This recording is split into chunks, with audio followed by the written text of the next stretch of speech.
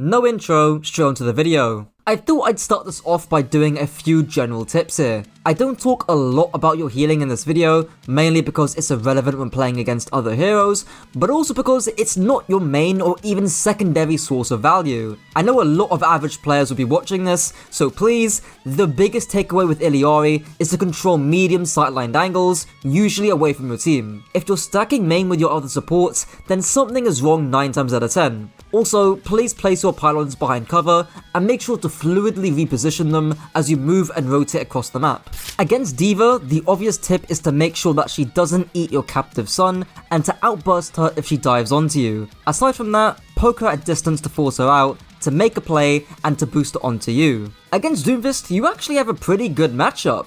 You can outplay either his seismic slam or his punch with your outburst, and you can reactively stun to force him out. An overlooked tip is to actually take angles to prevent the Doom from even engaging in the first place. If he pushes you, you can just outburst away, and you can really fuck up his dive by being brave enough to take a slight angle. Against Queen, the best macro tip is to use high grounds. I've coached so many hit scan players who just struggle playing against Queen Lucio rush comps, and the key comes in retreating back to high grounds. Queen has no verticality. If she shouts and tries to knife you, you can outburst the high ground and she can't really do shit about it. The advice against Mauga about kiting back to high grounds still applies, but arguably even more so due to how scary a stomp can be. Using Captive Sun during Cage is a bit controversial, but if they don't have a Kiriko to cleanse the sun, it can be a worthwhile trade. Orisa is a fairly easy one. Stun her after she uses both cooldowns, which should be somewhat easy due to her recent nerfs. However, considering that she has no fall-off damage, just make sure your pylon isn't peeking his head out, otherwise it's gonna get busted. Against Ramattra, stunning him after his nemesis is a good play, just make sure it doesn't get blocked by his shield last seconds. Again, similar to the other heroes mentioned prior, Ram has basically infinite range, so be extra diligent on your pylon placements. Against Ryan, because he can reactively shield, just stun his backline more times than not. If you're against someone who loves to use their pin button, just make sure you outburst to safety in time, and in cases where a teammate gets shattered, use stun to prevent the Reinhardt's aggression. He either pins, in which case it's a free stun, or he has to play slow and live, which should hopefully keep your teammate alive. Hog can be quite annoying to deal with because he beats you at short range due to his shotgun and insane health pool, and even at medium range too, specifically if you're playing within his 20-meter hook range. He can also just reactively breather to absorb any stun damage, and as a result, the best move is to just ignore him, play high grounds, and burn the Hog if he tries to move in open space. Against Sigma, his ass can also be quite annoying to deal with. Not so much because he insta-kills you, but because he's very good at denying your ranged pressure, specifically with your shield. This is where a concept called dynamic rotations come into play. I made a video about it last year, but in short, you can't just sit on an angle and poke.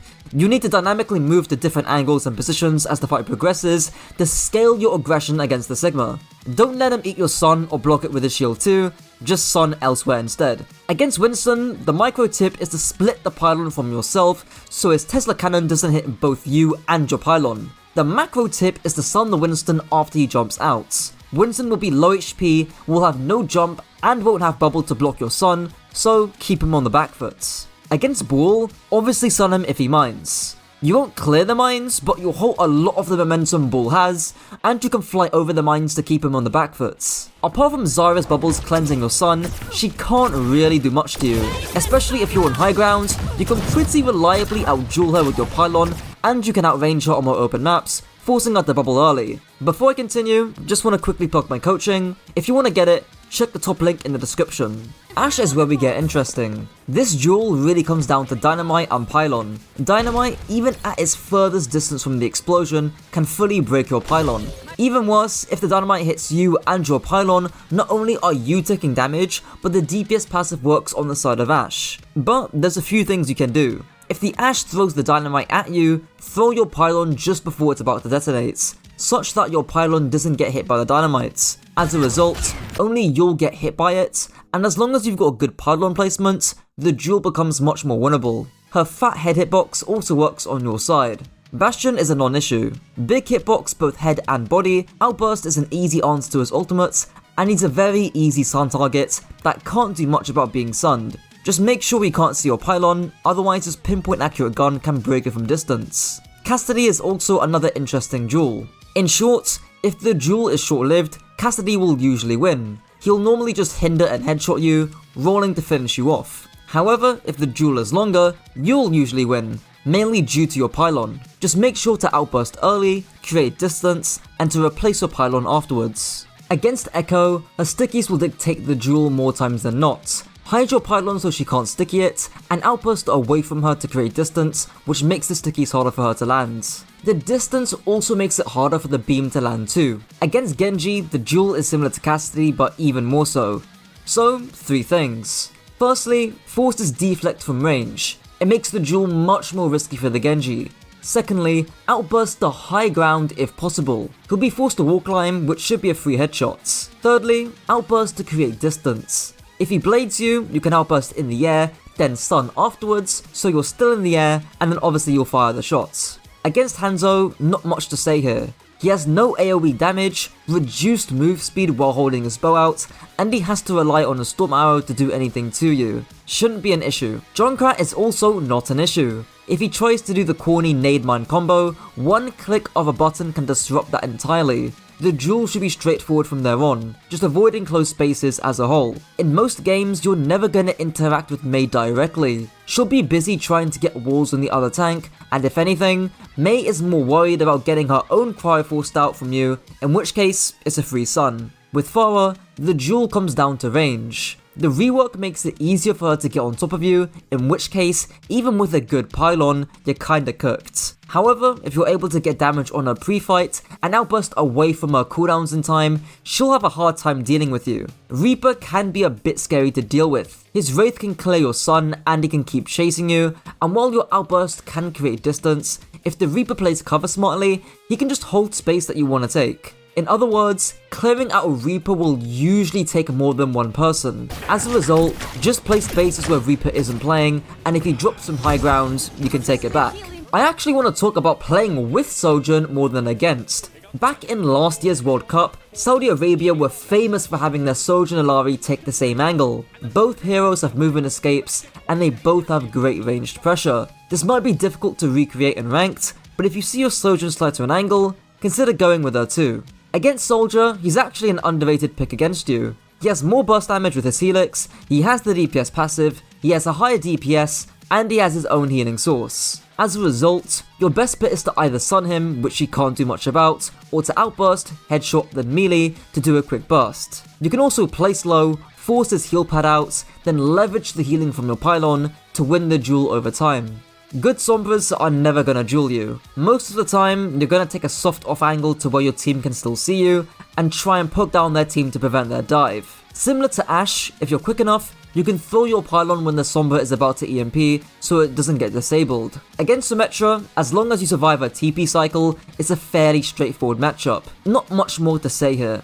Torb is a non-issue. He's got a fat hitbox, easy to break turrets, very avoidable ultimates. Again, not much to say here. Tracer used to be a very easy matchup before the Season 9 patch due to the 2-shot body shots. However, it still leans into your favour quite a bit. 1 or 2 good shots can easily force a recall, at which point she's no longer an issue. Against Venture, there's 2 key things here. Firstly, spot where they are to try and land early poke onto them. Then rotate early to keep the distance. Secondly, if they dive you, replace your pylon ASAP. With Widow, obviously try and play positions where she hasn't got line of sight onto you, but where you can still get value. However, it's very important that you try and rotate as the fight progresses to be able to duel her while she's scoped in from short to medium sightlines. Of course, when you're rotating, replace your pylon, and in very niche cases, you might want to pylon to block her initial shots. Against Ana, I genuinely wish there was more to say here. Ana's never really going to be that keen on dueling you, and neither of your kits are that interactable. Just catch her on the rotates, and the duel should be clearly in your favour more times than not. Against Bap, don't fly in the air and stun his window. You will die, especially if their Bap can aim. Just wait out the window, then stun him. Not that hard. Against Brig, her main goal is to actually deny you taking angles. Not necessarily kill you, but threaten you from taking that angle. As a result, there's 2 things. Stun her off the high ground, which sometimes might not be that reliable due to her shield. Or you can grow some balls and take a different angle for once in your life. Just make sure it's timed well with your team's pressure. Against Illari, not much to say here. Be disciplined with your cover usage and pylon placement, and be patient with landing your shots to get the edge in the duel. Against Kiriko, don't bother stunning her Kitsune rush. It'll get cleansed most of the time, and it's just better to use it after the rush has ended, or even beforehand to force the rush out. Regardless, you should usually win duels against her unless you get double dinked by her kunais, so don't panic, play slow, and you'll force her TP and Suzu in no time. Also, TP does not cleanse her stun, meaning you can get a Yoham situation going. They come out, can they trigger it? Oh no, they TP back, no! Yoham triggers, oh no, Yoham! Yoham got hit by the captive sun. Gala hit the shot to trigger the explosion. Yoham TP's back to the team, and it's an Oppenheimer-style situation. There's a chain reaction of explosions.